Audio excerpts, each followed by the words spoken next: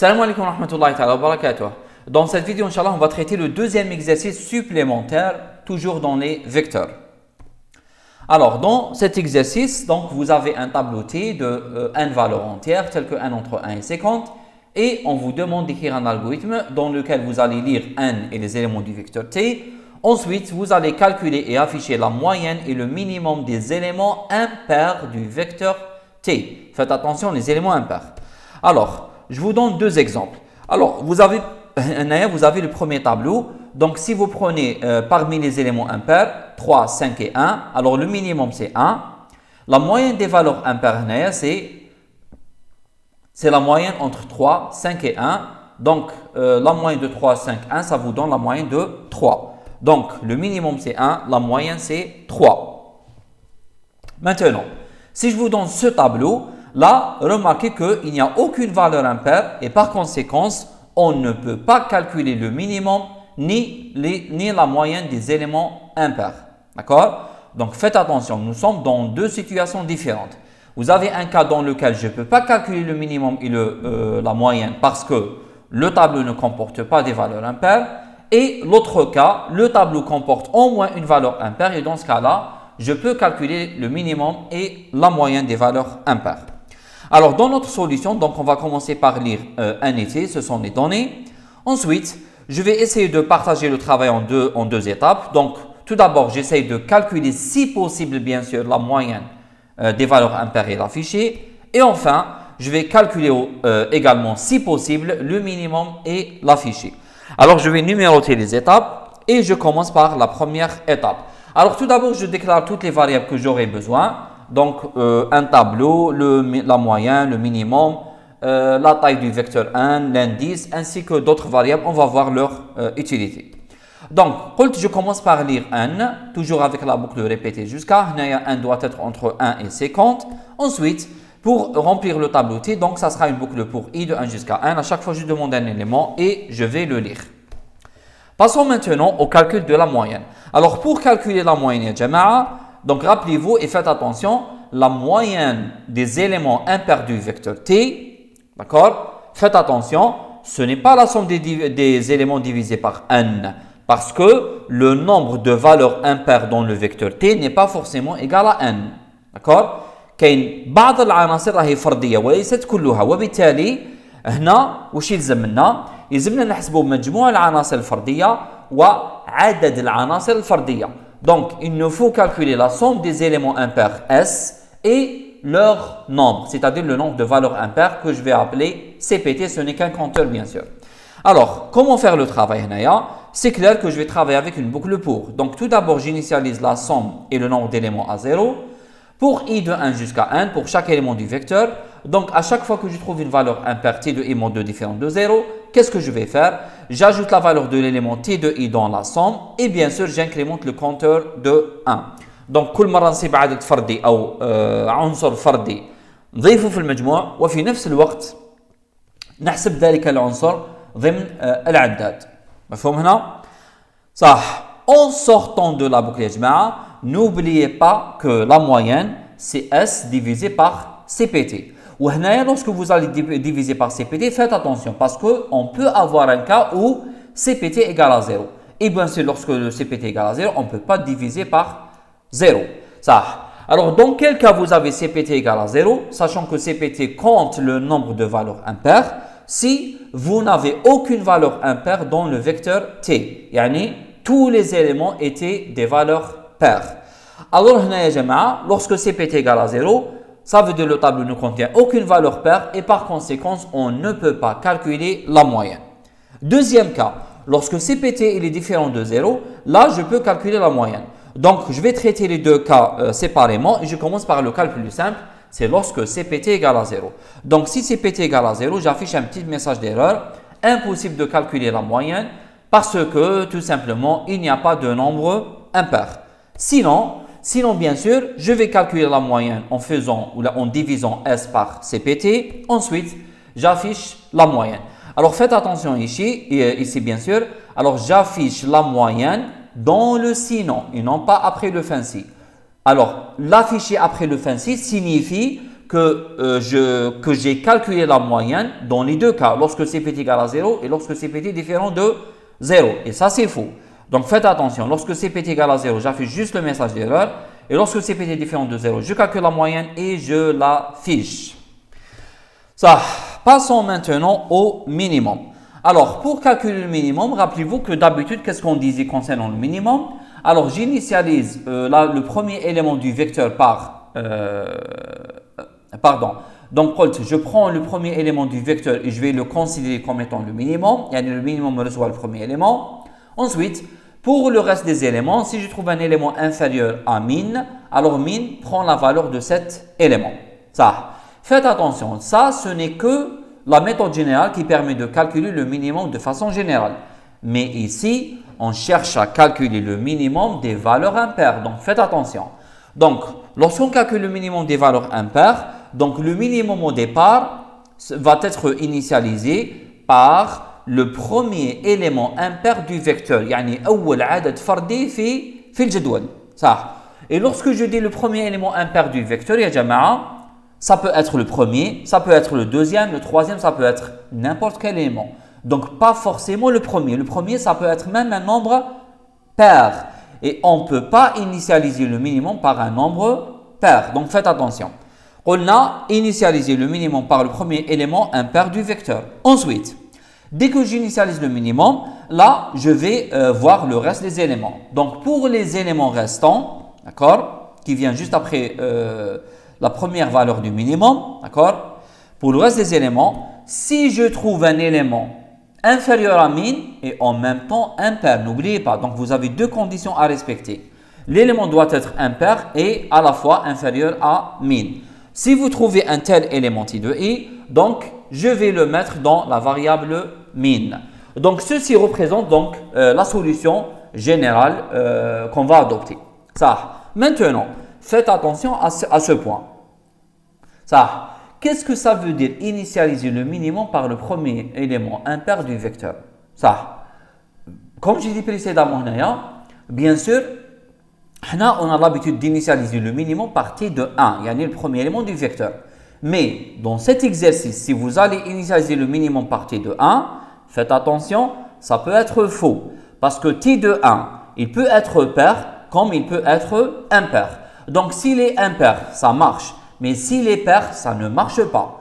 Encore plus, le deuxième élément peut être une valeur pair, comme il peut être une valeur impair. C'est-à-dire, la première valeur impair, je ne peux pas savoir où elle se trouve exactement. Donc, qu'est-ce que je dois faire normalement? Je dois chercher le premier élément impair. يعني نحوسوا أو نبحثوا على أول عنصر فردي في الجدول. وذلك أول عنصر في الفردي هو اللي راح نتخذوه أو راح نبدأ به على أساس أنه المينيموم. مفهوم هنايا؟ صح. Donc قلت première chose, je vais chercher le premier élément impair, نبحث عليه. وكي نقول chercher le premier élément impair, faites attention, je peux trouver cet élément comme je peux ne pas le trouver. يعني راح نبحث على أول عدد فردي نقدر نوجده ونقدر ما نوجدوش. هكذا؟ إذا وقتاش ما نوجدش أول عدد فردي؟ إذا كان الجدول لا يوجد فيه إلا أعداد زوجية، إلا عناصر زوجية. D'accord? Donc قلت هنا je cherche le premier élément impair, je peux le trouver comme je peux ne pas le trouver. Dans quel cas je peux ne pas le trouver? C'est lorsque le vecteur ne contient que des valeurs paires. Donc faites attention. Je vais chercher le premier élément impair et là vous avez deux cas. Soit je ne trouve pas cet élément ou alors je vais le trouver. Je commence par le cas le plus simple. Donc si je ne trouve pas une telle valeur, je ne trouve pas le premier élément impair. Dans ce cas-là, j'affiche un message d'erreur. Par exemple, impossible de calculer le minimum. Tout simplement pourquoi? Parce que le tableau ne contient pas des valeurs impaires. Tout simplement. Sinon, ça signifie que j'ai pu trouver la première valeur impaire. Alors, en ayant la première valeur impaire, alors cette première valeur impaire, je vais la supposer comme étant le minimum. Le minimum commence par cette valeur. Ensuite, pour le reste des valeurs qui viennent juste après cet élément, d'accord, je vais voir parmi ces valeurs, parmi les valeurs restantes, Si je trouve un élément qui, T de I qui est impair et inférieur au minimum, alors je vais mettre la valeur de cet élément T de I dans la variable min.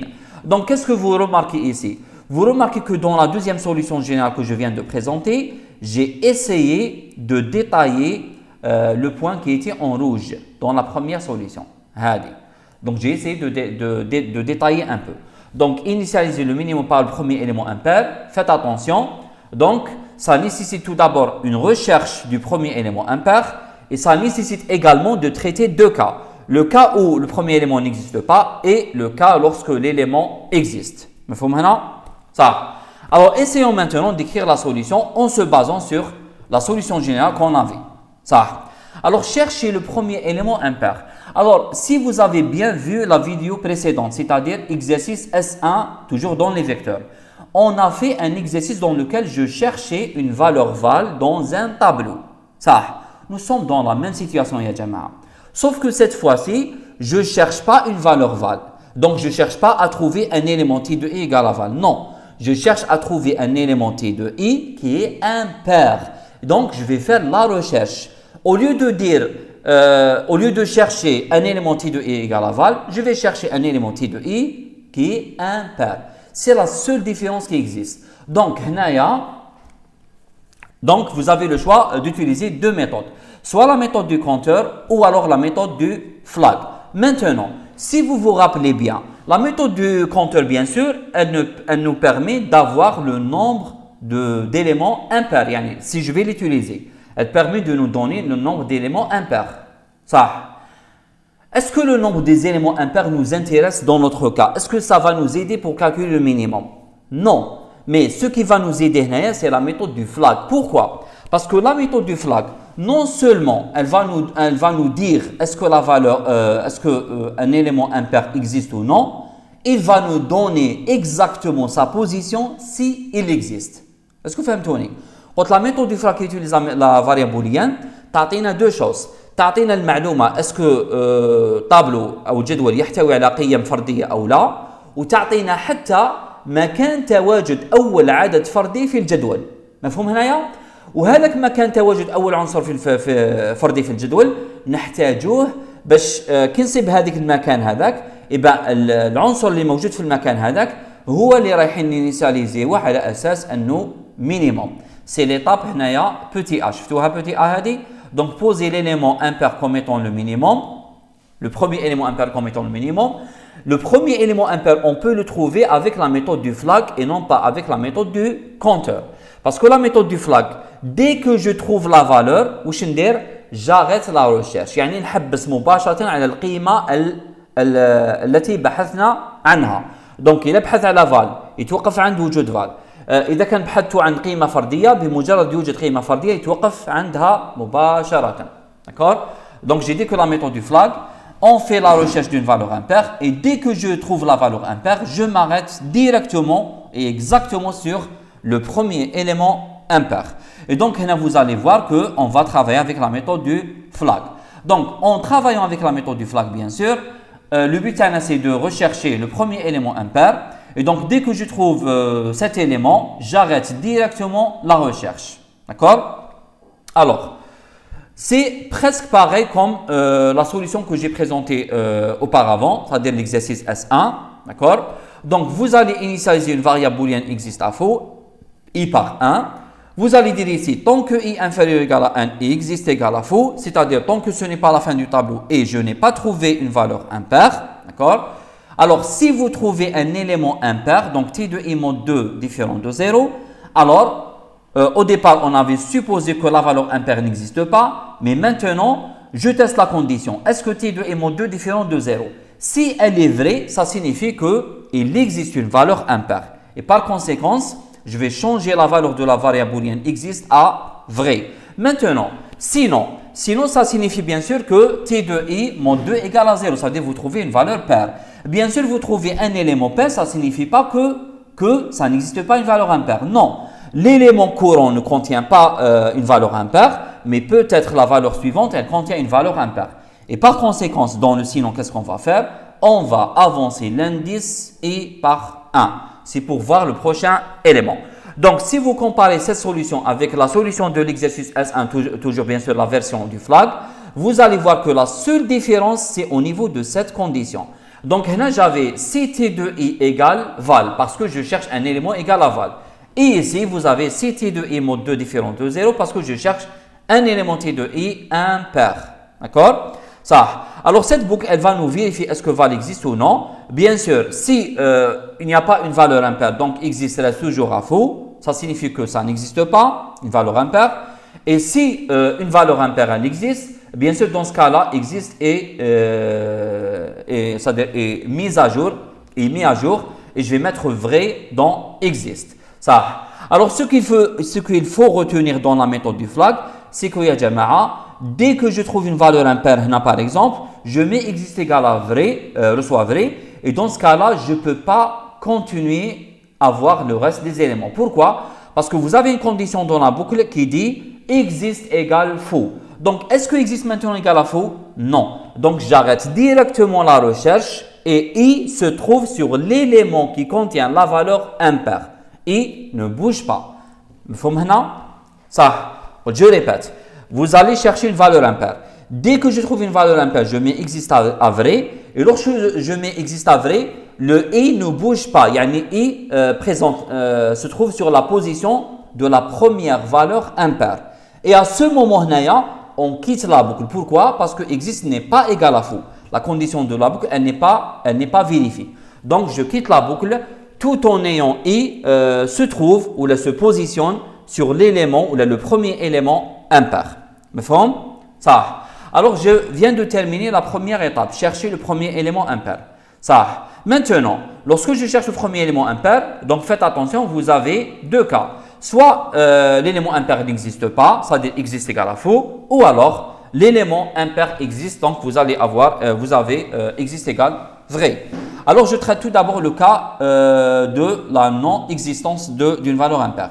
Donc, si existe égal à faux, cela veut dire que le tableau ne contient aucune valeur impaire et par conséquent, j'affiche impossible de calculer le minimum parce qu'il n'y a pas de nombre impair. Sinon, maintenant, qu'est-ce qu'on va faire dans le sinon? On va faire les étapes A et B. Alors, je commence par l'étape A. L'étape A dit quoi? Poser le premier élément impair comme étant le minimum. Alors, rappelez-vous, nous sommes dans le cas de sinon, il y a existe égal à vrai. Et rappelez-vous la méthode du flag, elle fait en sorte que dès que je trouve la valeur, je sors de la boucle tout en ayant i qui indique la position du premier élément impair. Donc, en sortant de la boucle hadik, vous allez trouver t de i, c'est exactement le premier élément impair. Donc, qu'est-ce qu'on va faire? Min reçoit t de i. Quel t de i? C'est le premier élément impair. D'accord? Ça, c'est petit a. Petit b maintenant, pour les éléments restants. Qui roule pour tous les éléments restants? Alors, sachant que le ième élément, c'est le premier élément impair, avant la position i, il n'y a pas d'élément impair. Donc, qu'est-ce qu'il faut vérifier? Il suffit de vérifier les éléments qui viennent juste après i, juste après le i. Et après i, qu'est-ce que vous avez? Vous avez la position i plus 1. Maintenant, les éléments qui viennent après i sont les éléments de i plus 1 jusqu'à n. Donc, vous allez dire pour i de i plus 1 jusqu'à n, faire. Une petite remarque. Si vous commencez i par 1, c'est correct. Si vous commencez par i, c'est correct. Et si vous commencez par i plus 1, c'est correct. Et la meilleure solution, bien sûr, c'est de commencer par i plus 1. C'est pour réduire au maximum l'intervalle de recherche. Alors, pour chaque élément restant, si je trouve un élément qui est impair et inférieur à minimum, je parle de t de i, alors ce t de i, je vais le mettre dans min. N'oubliez pas, donc on vient de calculer le minimum et qu'est-ce qu'il reste? Il reste bien sûr l'affichage du minimum. Pareil comme j'ai fait avec la moyenne, vous devez afficher le minimum dans le sinon et non pas après le fancy.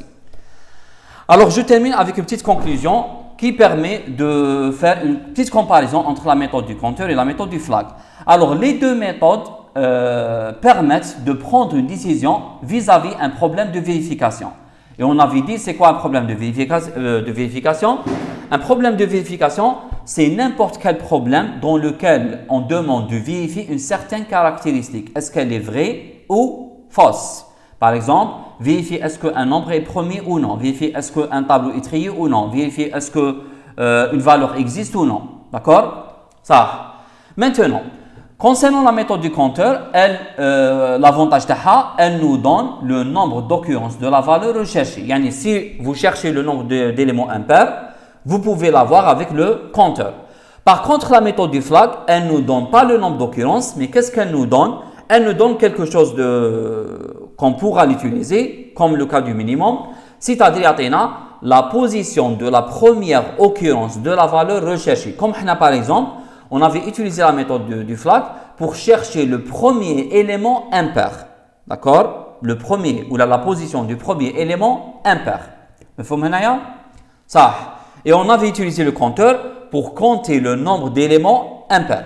Maintenant, si je cherche à comparer entre les deux méthodes, bien sûr, en termes de vitesse, bien sûr, la méthode du compteur, elle n'est pas optimale puisqu'elle utilise une boucle pour et la boucle pour, elle s'exécute de la première position jusqu'à la dernière position, d'accord, jusqu'à la position n, tandis que la méthode du flag, elle est optimale parce que dès que je trouve la valeur recherchée, j'arrête la recherche. Donc, je peux m'arrêter au premier élément, deuxième, troisième, et sans devoir aller jusqu'à la fin, d'accord? Maintenant, alors, nous avons vu dans cet exercice un exemple d'utilisation des deux méthodes. Alors, commençons par l'exemple d'utilisation du compteur. Alors, j'ai utilisé un compteur dans cet exercice, d'accord, pour compter le nombre de valeurs impaires. يعني باش نحسب به عدد العناصر الفردية. Alors, CPT nous permet de يعني هذا الكونتور CPT يسمح لنا نستفادوا من شيئين. D'accord? شيئين إيجابيين. Alors, le premier avantage de l'utilisation du compteur avec justement dans cet exercice, c'est pour savoir si c'est possible de calculer la moyenne ou pas. Parce que lorsque CPT égale à 0, on ne peut pas calculer la moyenne. Et si CPT est supérieur à 0, donc je peux calculer la moyenne. Donc, le fait d'utiliser un compteur, ça nous a permis de savoir est-ce que je peux calculer la moyenne ou alors je ne peux pas calculer la moyenne. Deuxième avantage, le fait de calculer CPT, je peux profiter de la valeur de CPT pour calculer la moyenne. Parce que la moyenne, bien sûr, c'est la somme des éléments impairs divisé par le nombre des éléments impairs, c'est-à-dire CPT. D'accord? Maintenant, concernant la méthode du flag, avant de parler de la méthode du flag, bien sûr, si vous utilisez la méthode du flag pour le calcul de la moyenne, ça ne va pas nous aider énormément parce que la méthode du flag, elle nous donne la position d'une valeur impaire, mais je n'ai rien à faire avec cette méthode. D'accord? Je n'ai rien à faire avec cette position. Donc, ce qui nous intéresse pour calculer la moyenne, c'est le nombre des éléments impairs. Passons maintenant à la méthode du flag. Alors, on avait utilisé la méthode du flag lorsqu'on voulait calculer le minimum des valeurs impaires. Et pour cela, j'ai utilisé une variable booléenne existe qui va permettre de chercher la position du premier élément impair. D'accord? Donc, la position du premier élément impair ou alors le premier élément impair. Alors, existe, elle nous permet d'avoir deux avantages. Le premier point positif concernant l'utilisation de la variable booléenne existe, c'est que grâce à la valeur de existe, je peux savoir si c'est possible de calculer le minimum ou pas. Parce qu'avec existe, je peux avoir deux valeurs, soit vrai, soit faux. Bien sûr, si existe égale à vrai, donc je peux calculer le minimum des valeurs impaires parce qu'ils existent. Et si existe était faux, je ne peux pas calculer le minimum des valeurs impaires car il n'existe pas. Deuxième point positif de l'utilisation toujours de la variable booléenne avec la méthode du flag, c'est avec la méthode du flag, bien sûr, lorsque je cherche la première occurrence de la valeur impaire, j'obtiens exactement la position du premier élément impair et cet élément justement, je vais le considérer comme étant la valeur initiale du minimum. Le premier élément impair qu'on avait trouvé avec la méthode du flag, je vais directement le considérer comme une valeur initiale pour min. D'accord? Donc, le fait d'utiliser la méthode du flag, ça va nous aider pour calculer le minimum. Maintenant, est-ce que je peux profiter du compteur pour calculer le minimum? Non, le compteur ne fait rien parce que le compteur donne le nombre des éléments impairs et c'est-à-dire il ne m'intéresse pas pour calculer le minimum. Donc, c'est que j'avais deux questions différentes. La moyenne des éléments impairs et le minimum des éléments pairs. et vous avez vu que la moyenne des éléments impairs, c'était intéressant de travailler avec le compteur. Et pour calculer le minimum des valeurs impaires, c'était intéressant de travailler avec la méthode du flag. Donc, dans les exercices que vous allez voir au futur, bien sûr, vous avez certains exercices dans lesquels on doit utiliser un compteur, d'autres exercices dans lesquels on doit utiliser la méthode du flag avec la variable booléenne, et vous avez d'autres types d'exercices dans lesquels je peux utiliser les deux méthodes, la méthode du flag et la méthode du compteur. Alors, j'espère que c'était clair. On se voit dans la prochaine vidéo. Salam alaikum.